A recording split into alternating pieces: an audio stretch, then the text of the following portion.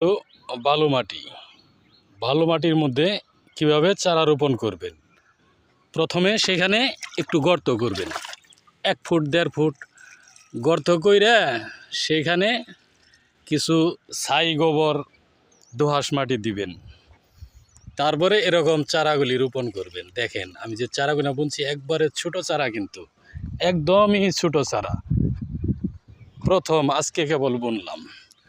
অথচ এই চারাগুলি 15 দিন পরে আবার ভিডিও করে দেখাবো, দেখবেন একদম ছোট। এই তো 15 দিন পরে দেখবেন যে এই চারাগুলি ইনশাল্লাহ খুব সুন্দর হয়ে উঠছে। আর এখানে রৌদ্র পায়, যেখানে রোদ লাগে পুরোপুরি সেখানে আপনার জাংলা দিয়ে সবজি ফসল বেশি আসে। নিচে এই যে ধান ক্ষেত, যদি দেখি ফলন ভালো তাহলে ধান কাটার পরে ওইখানে আবার জাংলা দিয়ে দিব। ওই ধান ক্ষেত থেকেই আমি পানি আনি, এখানে মেশিনের পানির ব্যবস্থা নাই, কিন্তু ধান খেতে একটু গর্ত করছি, ওই গর্ত থেকে পানি আই না 50টি চারা রোপণ করলাম। এই দেখেন চারা একদম ছোট, তারপরেও ইনশাল্লাহ হয়ে যাবে আশা করি। ধন্যবাদ। যত্ন না করলে কোনো ফসলই আসলেই ভালো হয় না।